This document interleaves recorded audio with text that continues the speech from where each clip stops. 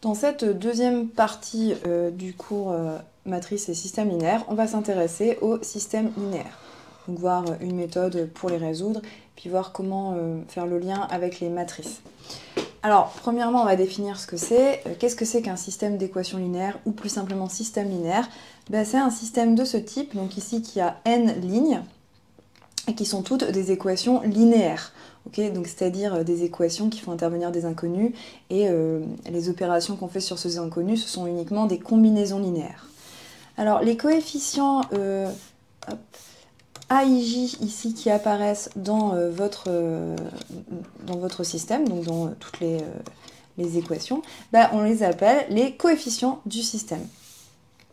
Ensuite, les Y ici qui sont de l'autre côté, on les appelle les seconds membres. Et enfin, nos inconnus, ce sont les XI. Hop, ici j'ai mes inconnus qui apparaissent sur toutes les lignes. Hop, les XI. Sont les inconnus du système.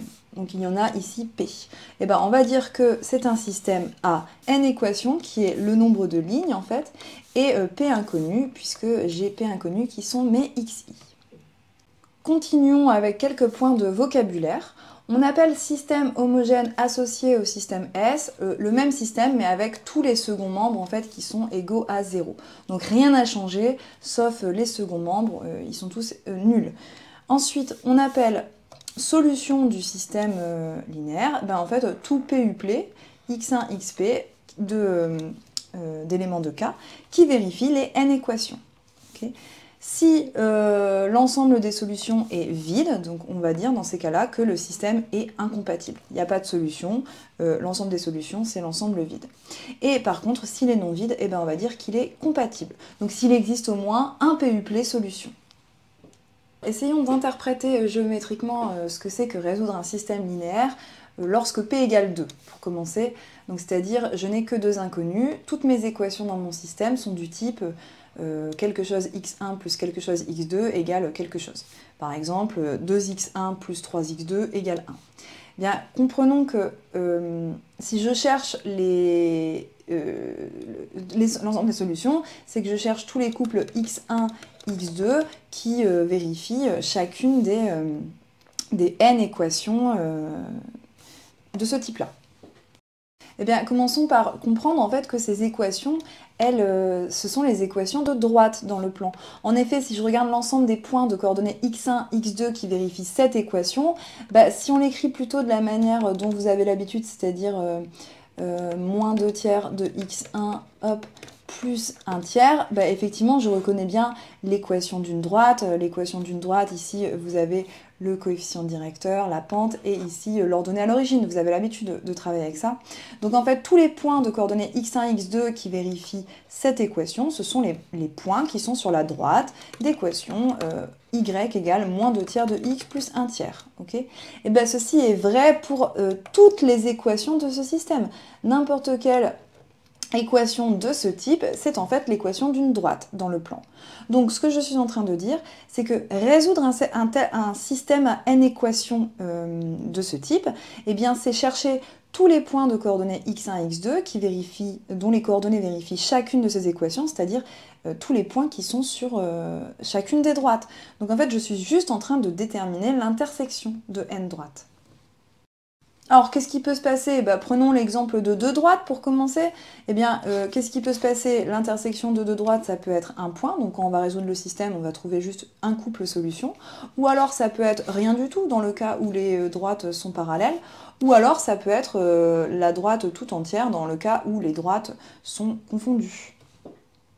Pareil, si vous prenez trois équations à deux inconnus, en fait, vous êtes en train de déterminer l'intersection de trois droites. Alors, qu'est-ce que ça peut être? Ça peut être un point, okay, ou alors ça peut être rien du tout, en fait, s'il n'y a pas de point d'intersection commun aux trois droites. Ou alors, ça peut être la droite tout entière si elles sont confondues toutes les trois. Okay, donc pareil pour n égale 4, etc., etc. Donc, on est en train de regarder l'intersection de droite dans le plan. Maintenant, regardons le cas où il y a trois inconnus, donc P vaut 3. Chaque ligne elle est du type quelque chose x1 plus quelque chose x2 plus quelque chose x3 égale quelque chose. Par exemple, 3x1 moins x2 plus 2x3 égale 5. Eh bien, ceci, c'est l'équation cartésienne d'un plan dans l'espace. Okay, pour un point de coordonnées x1, x2, x3. Donc en fait, chercher les solutions, donc les triplés x1, x2, x3 qui vérifient chacune des n équations, revient à déterminer l'ensemble des points de coordonnées x1, x2, x3 qui vont être sur chacun des plans dont les équations sont données par les lignes de système en fait. Donc qu'est-ce qui peut se passer quand... En fait, donc résoudre un tel système à n équations revient donc géométriquement à déterminer l'intersection de n plans. Regardons un peu ce qui peut se passer. Par exemple, dans le cas où n vaut 2, donc quand je regarde l'intersection de deux plans, qu'est-ce que je peux avoir comme ensemble de solutions? Quelque chose qui est une droite, ou alors ici, si vos plans sont parallèles, rien du tout. Et ici, si vos plans sont confondus, un plan, en fait. Et dans le cas où n égale 3, donc vous avez un système 3 équations, 3 inconnues, c'est-à-dire vous êtes en train de chercher l'intersection géométriquement de 3 plans, qu'est-ce qui peut se passer? Vous pouvez avoir soit un point d'intersection seulement, soit rien du tout ici, ou alors une droite, ou éventuellement, si vos 3 plans sont confondus, un plan. Okay, donc voilà à quoi ça correspond géométriquement. Pour des petites valeurs de P, on comprend bien ce qu'on est en train de faire.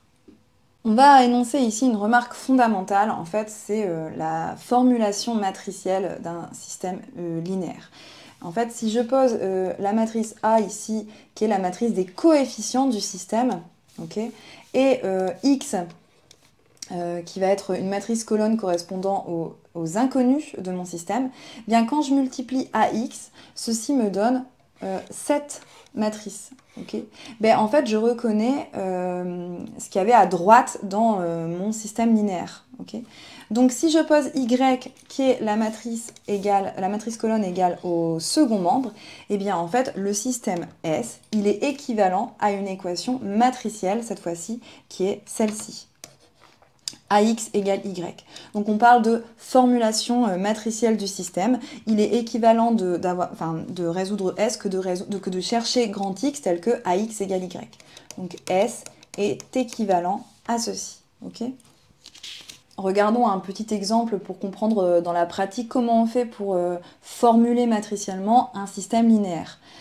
Alors, on va réécrire ça comme un produit matriciel d'une matrice donc, qui est la matrice des coefficients.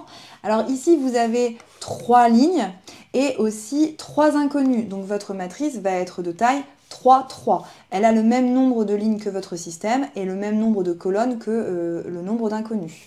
Et les coefficients de votre matrice, ce sont tout simplement les coefficients de votre système. Donc 3... Ici, devant la deuxième inconnue, c'est moins 1. Devant la troisième, c'est 2, etc. Et je mets des zéros là où l'inconnu n'apparaît pas dans ma ligne, en fait. Mais attention à bien respecter l'ordre des inconnus. Ici, j'ai aligné x1, x2, x3 exprès pour ne pas se tromper. Donc, ça, c'est ma matrice des coefficients, multipliée justement par la matrice colonne qui correspond aux inconnus de votre système, donc x1, x2, x3, égale à la matrice colonne des seconds membres, donc ici 8, 5, moins 7. Donc ça, c'est ce que j'ai appelé grand A, ça, c'est grand X, et ça, c'est grand Y. Donc mon système S est équivalent à AX égale Y. Ainsi, résoudre un système linéaire, c'est en fait résoudre une équation matricielle finalement. Donc, il y a les deux points de vue, et à partir de maintenant, dans le cours, on va toujours faire le lien entre les deux en fait.